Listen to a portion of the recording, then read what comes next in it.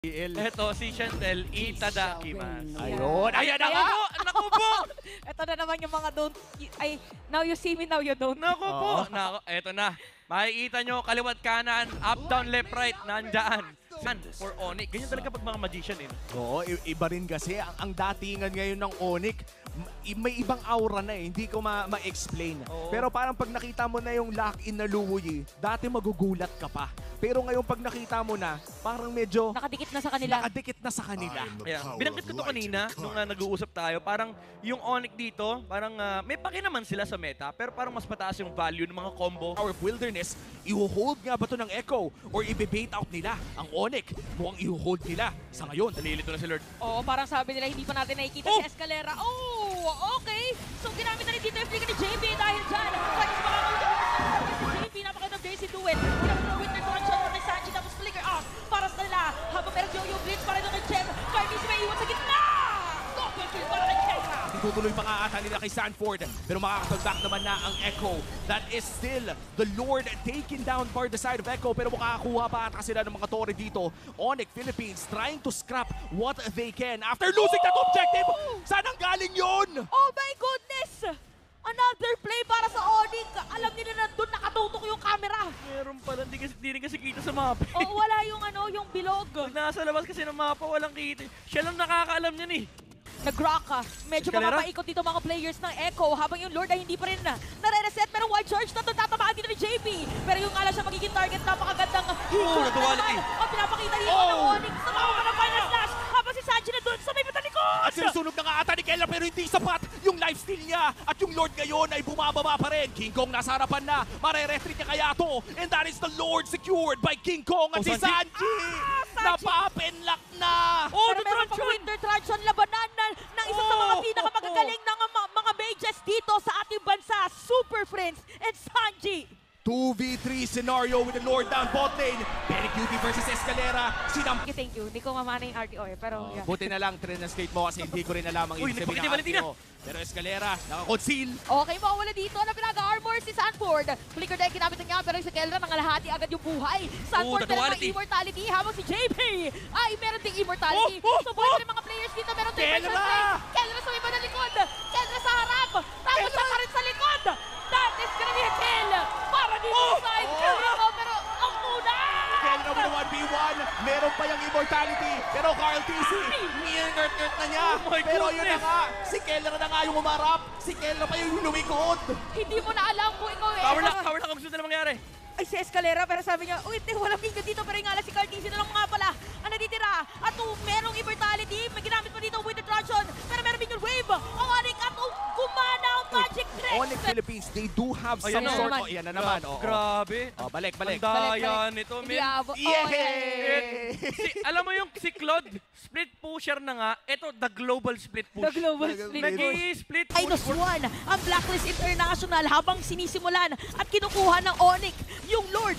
That was a good placement of the missile expert. Kaso nga, nakuha nga dun si Edward. Pero nakuha nga ng Onyx. Diversion! Ay!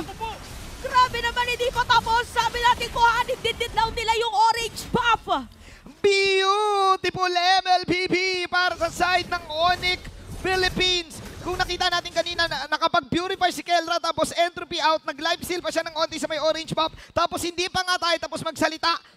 Ting pumuesto, ayan na nga, makikita na naman natin kung gaano kalawak yung pwede nilang lipatan. At ngayon, Hindi nila alam. Secret lang. Secret lang. RTC, secret lang! Secret lang dahil natin lang! At doon nawala si RTC mula sa likod. Hindi na from the back yung mga banat. Nililikuran na yung kalaban. Super Friends out of nowhere! Nandito na! Tuloy-tuloy lang din no? Pero makikita natin doon si Escalera nga mabibigyan. Ginamit na rin ang Eternal Guard pero merong vengeance para makatakas. And look at Oheb! Makakakuha ng kill at mukha itong pagbawi yata sa side ng Blacklist International. Nagbigay na rin dito.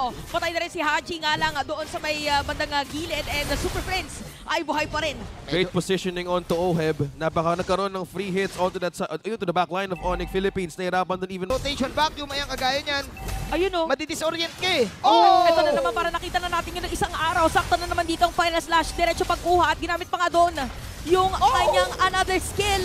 Unstoppable na dito si King Kong at sasama pa na isa double kill sa ilalim ng tore. Makuha nga lang doon si Escalera dahil tinamaan siya ng turret. But still, dire-diretso pa rin ang ginagawa dito ng Onyx na pag-pressure sa may bandang gitna. And at the same time kasi meron naman kayo talaga nung magiging pang-front at talagang makakapangsabay sa mga teamfight. Pero speaking of, Okay, may laban na agad si King Kong ngayong maharap dito. Nandito na din yung diversion! Si Demon Katay Polado, bulaga talaga ang mangyayari dahil bibiglain ka na lang nung Luyi and teammates. Super Prince and teammates from afar sa pinakalikod. Habang si Nats ngayon ay susubukang i-counter itong turtle take na ginagawa ng Onyx.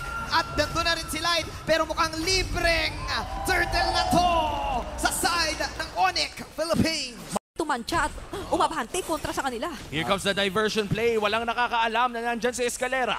Okay, oh! At hindi nga alam yun! Walang alam-alam! Dahil biglaan yun! Sikretong malupit! Pwede mabulong! Pinulungan na nga ng side ng Onyx. Ang laban na to, nandun pala yun. Tayo lang ang nakaalam. Sila hindi nila alam. Yung Onyx na gets nila. At nakakuha sila ng push. Meanwhile, in the top lane, si Nats. Kakampi niya lang ang sarili niya. First item na binili ni Carteezy, he opted to rush the blade armor kasi nakita niya yung item din ng Claude. Aray! Nakita si Sanji! King Kong with a kill.